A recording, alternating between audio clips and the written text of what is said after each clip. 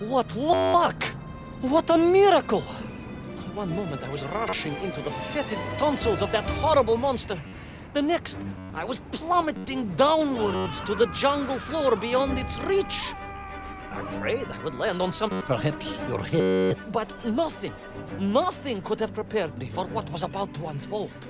An epic saga of pride, power, and revolution.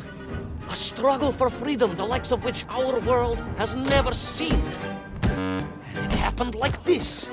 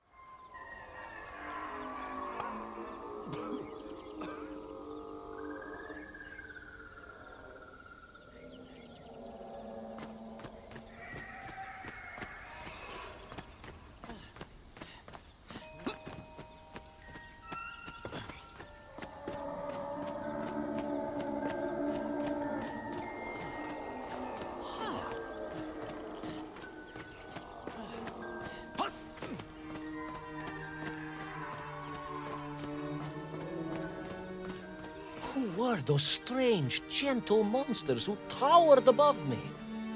I could only guess they were the lost tribe of the Menkv, an earlier race of people. But why were they so fearful of those ancient gates that lay just beyond their village? And why did they seem to recognize me? Why?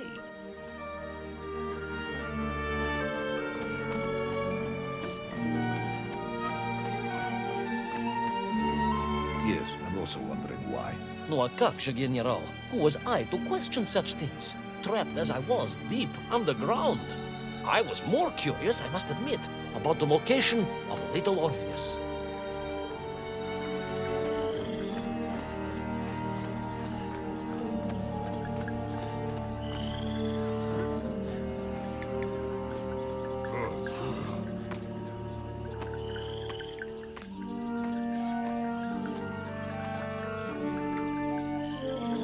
You talk of a great city, a mighty power. Yet your Menkv squatted like savages in huts at its boundary. They did. And the answer to that mystery lay beyond my grasp at that point. Because it was a wonder, it truly was. It's on. It's on.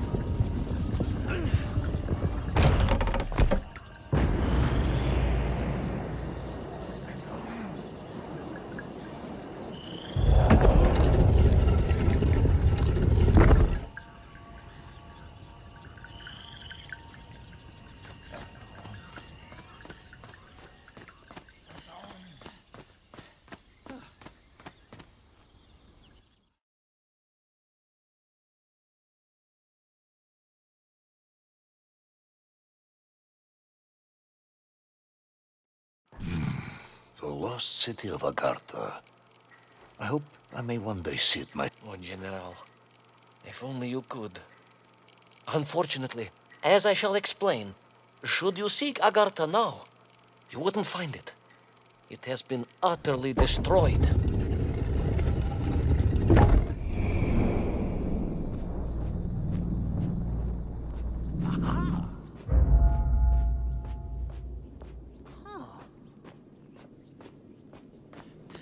Utterly destroyed? Utterly, General, a tragic... A convenient loss. I imagine archaeologists weeping as I tell you. But most importantly, before we continue, you must understand one crucial fact about its destruction. Which is? It wasn't my fault.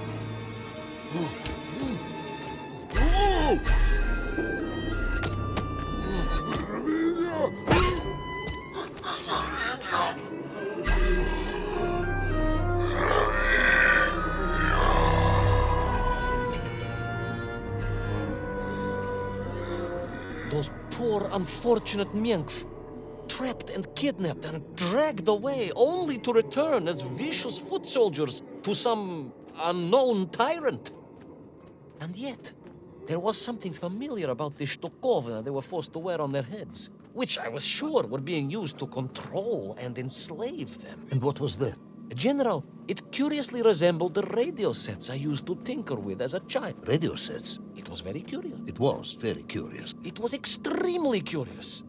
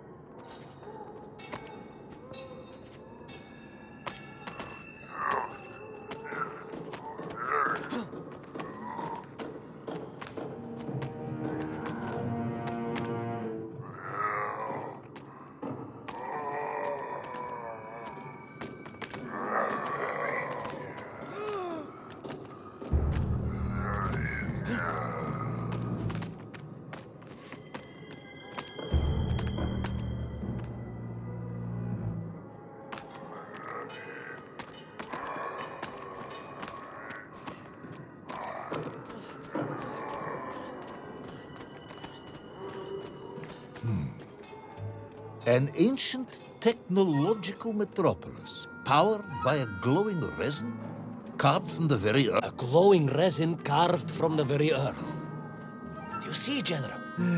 I fear you are about to enlighten me.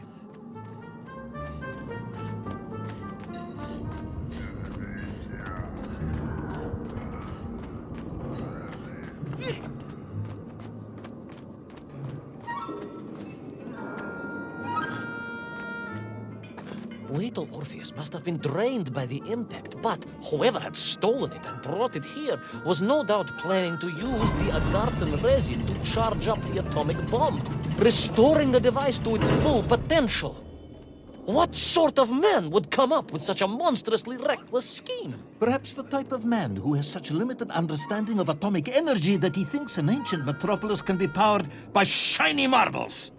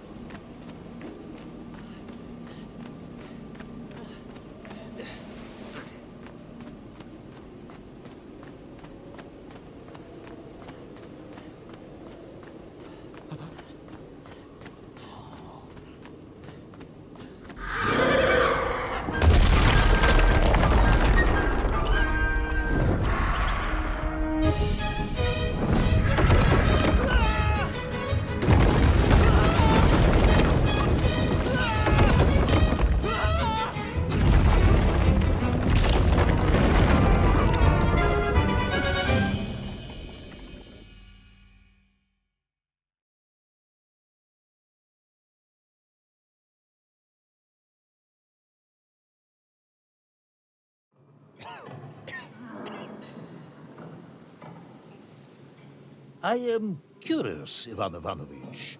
You talk and talk about this great subterranean city. Yet what you describe sounds strangely familiar. It does in some way bear an uncanny resemblance to the glorious architecture of Comrade Alexei Dushkin. Wouldn't you agree? Danyet, General. I have never heard of this great Tavarish Dushkin or his works. Interesting.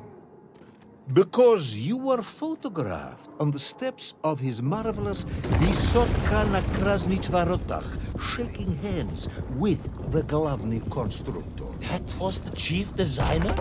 The sweaty little fat man with the bad hearing? Mind your mouth, Ivan Ivanovich. And don't think you can distract me by slandering one of the great visionaries of our time. Without him, neither of us would be sitting here now. I must remember to thank him for that, General.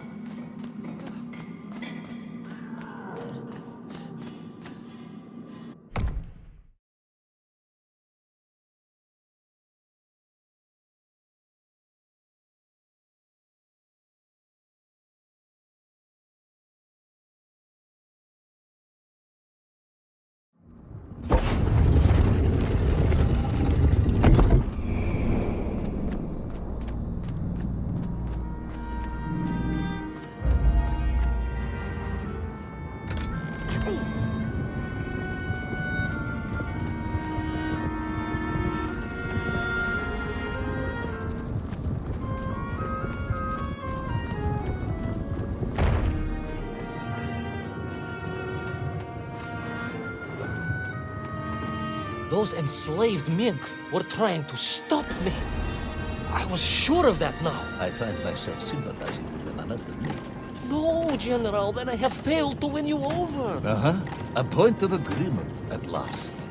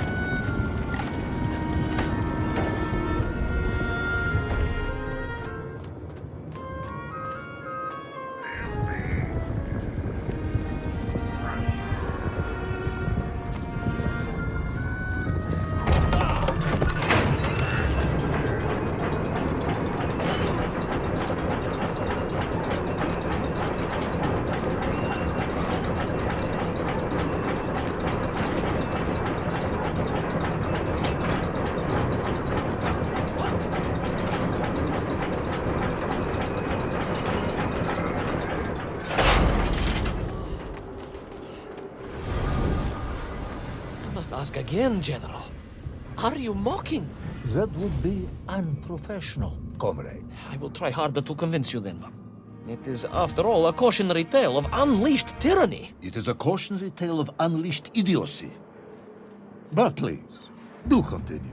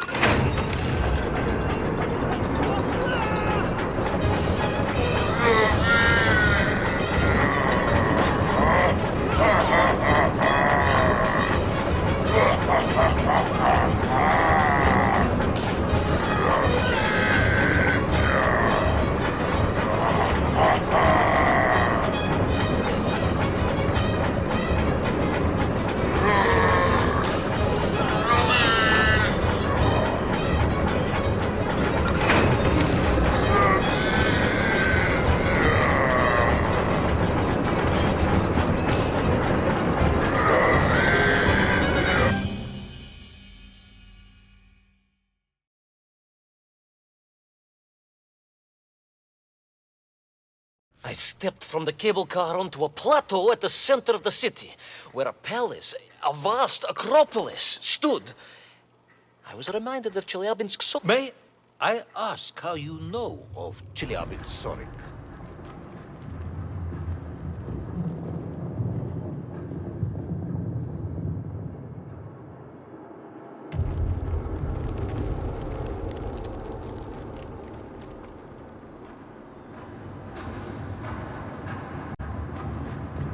My Aunt Masha was a traveling tinker who married a beef investigator from Zlatoust. She told me of a secret but wonderful city in the west, an edifice of sheer power, humbly serving the will and needs of the people. Yes, unfortunately, that story didn't end so well. No, that's what Auntie Marcia told me. And perhaps that is why I was also reminded of it. Because the moment I touched the floor in that place, I could tell something was very, very wrong.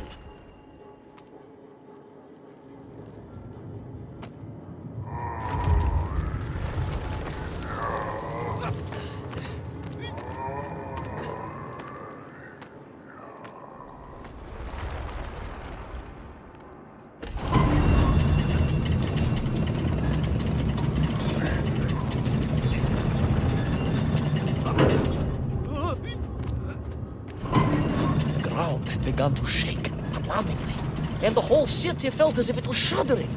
I could only imagine what I would find in the heart of the vast temple. If it isn't a giant glowing marble, I'm going to be very disappointed.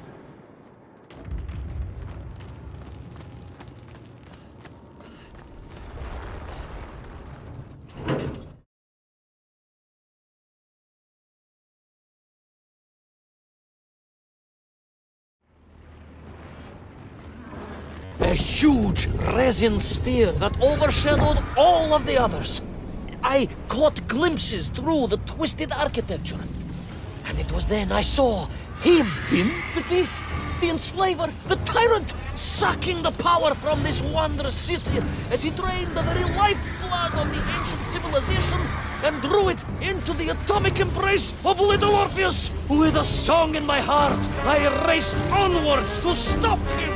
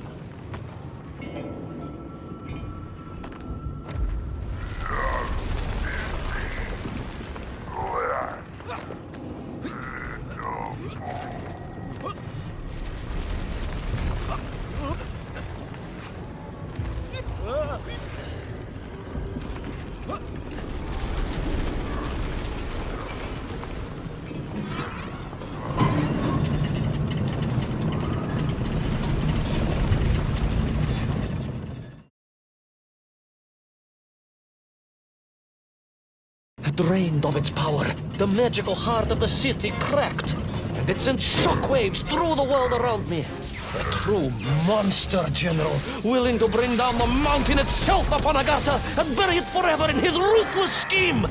I could not save that wondrous place, General, to my shame and regret. But I resolved myself to avenge the Menkv, to recapture little Orpheus, and to bring that tyrant to justice.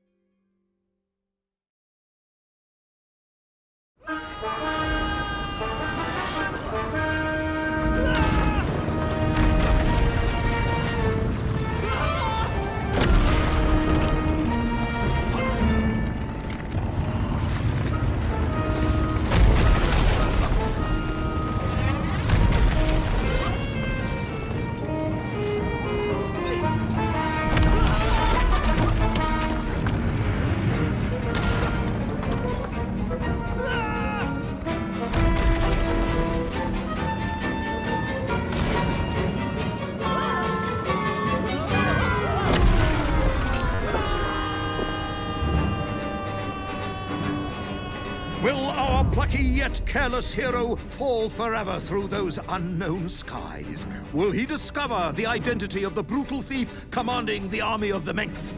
What chance does he have of ever returning to his beloved homeland? How long can the general's patience last?